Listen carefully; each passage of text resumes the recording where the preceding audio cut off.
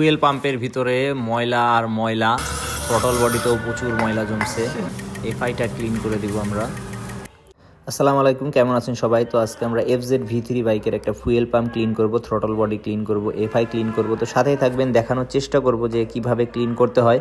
তো ফার্স্টে আমরা ফুয়েল পাম্পটা বের করে নিছি। তো দেখতেই পাচ্ছেন কালারটা বাদামি হয়ে গেছে, তার মানে ভিতরে প্রচুর ময়লা আছে। তো আমরা ফুয়েল পাম্পটা খুলবো। ওয়াও, দেখেন কি অবস্থা, প্রচুর পরিমাণে ময়লা আটকাইছে। ফুয়েল ফিল্টারটাই মেন হচ্ছে ময়লা আটকাইছে, ভিতর সাইডেও ময়লা আছে।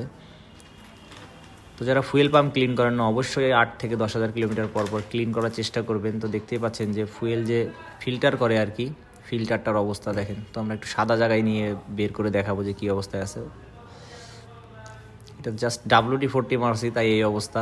তো এরপরে হাওয়া হাই প্রেশারে হাওয়া মারলে দেখতে পাবেন যে কতটা ময়লা বের হয়। তো ফুয়েল ফিল্টার সবসময় চেষ্টা করবেন 8 থেকে 10,000 কিংবা 15,000 কিলোমিটার পর পর অবশ্যই ক্লিন করার। ম্যাক্সিমাম সময় আপনারা করেন কি, জাস্ট এফআইটা ক্লিন করেন। এফআইটা ক্লিন করেই বাইকে আবার রান করা শুরু করেন। তো দেখেন কি বের হয়।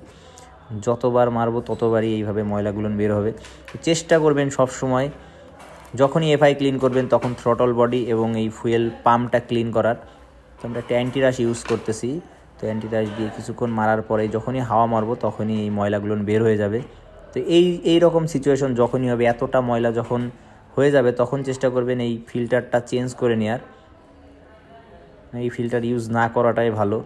এর একটা টেম্পার থাকে, তো টেম্পারটা চলে গেছে। তো যাই হোক, যে ভাইয়ের বাইক উনি এটাই ইউজ করবে। তো আমরা চেষ্টা করব যত সম্ভব ময়লা বের করে দেওয়ার। ময়লা বের করে দিয়ে এটাই আমরা ফিটিং করে দিব। তো আপনারা যখনই এই রকম সিচুয়েশনে পড়বেন চেষ্টা করবেন চেঞ্জ করে নেওয়ার। তো পুরো বডিটাই ক্লিন করছি, এখন হাওয়া দিয়ে অ্যান্টিরাশটা বের করে দিচ্ছি। তো এরপরে আমরা ইনস্টল করব। তো যারা সার্ভিস করাতে আসতে চান, স্ক্রিনে দেওয়া নাম্বারে যোগাযোগ করতে পারেন। RZ বাইক সার্ভিসের নাম্বার এটা। তো ওনাদেরও অফিসিয়াল ফেসবুক পেজ আছে, RZ বাইক সার্ভিস লিখবেন। আমরা জাস্ট ওনাদের ভিডিওগুলো করে দেই। তো পরবর্তীতে এই পেজে ভিডিওগুলো নাও পাইতে পারেন, ওনাদের সাথে অ্যাড হয়ে নিন। RZ বাইক সার্ভিস ইউটিউব এবং ফেসবুক, টিকটক সব জায়গায় পাবেন ওনাদের। তো আমরা জাস্ট ওনাদের ভিডিওগুলো করে দিই। তো ফুয়েল পাম্পটা ইনস্টল করে দেবো এখন। এরপরে থ্রটল বডিটা ক্লিন করব, সাথেই থাকবেন। ভিডিওগুলো ভালো লাগলে অবশ্যই শেয়ার করবেন, সাপোর্ট করবেন। আর যারা পার্টস কিনতে চান আমাদের কাছ থেকে অরিজিনাল প্রোডাক্ট পাবেন সারা বাংলাদেশে, আমরা অনলাইনের মাধ্যমে পাঠিয়ে থাকি। তো ফুয়েল পাম্পটা ক্লিন হয়ে গেছে, এখন জাস্ট জ্যাকগুলো সেটিং করে দেবো। তো জ্যাকগুলো সেটিং করার সময় অবশ্যই সাবধানতা অবলম্বন করবেন। আর এর ভিতরে যে অয়েল সিলগুলো থাকে, একটু ভুল হইলেই কিন্তু বাইকটা স্টার্ট নেবে না, গাড়িটা ধাক্কা মারবে। তো ফুয়েল পাম্প ক্লিন করা কমপ্লিট, এখন আমরা থ্রটল বডিটা ক্লিন করব। তো থ্রটল বডিতেও কিন্তু প্রচুর ময়লা আটকায় আছে, কখনো পরিষ্কার করে নাই। সাথেই থাকবেন, আমরা দেখাবো কিভাবে ক্লিন করি। এছাড়া এফআইটাও ক্লিন করব। তো সার্ভিস করাতে হলে অবশ্যই একদিন আগে যোগাযোগ করে আসবেন। তো আমরা সেটিং করে দিচ্ছি, ফাইনাল সেটিংটা করে দিচ্ছি। তো এখন আমরা থ্রটল বডিটা ক্লিন করব। থ্রটল বডিতেও প্রচুর ময়লা আছে, তো আগে আউটসাইডটা ভালো করে ব্রাশ দিয়ে ঘষে ক্লিন করে নিব। আউটসাইডেও প্রচুর ময়লা আছে। মেন হচ্ছে বাইকের মাস্টার সার্ভিস করতেছে, এর ভিতরে আমরা এই থ্রটল বডি এফআইটা ক্লিন করে দিয়ে থাকি। তো দেখেন কি বের হচ্ছে। তো এই বাইকের মেন সমস্যা বোঝা হয়ে গেছে। একবার হয়তো এফআইটা ক্লিন করছিল, এছাড়া থ্রটল বডি ফুয়েল পাম্প কখনোই ক্লিন করে নাই।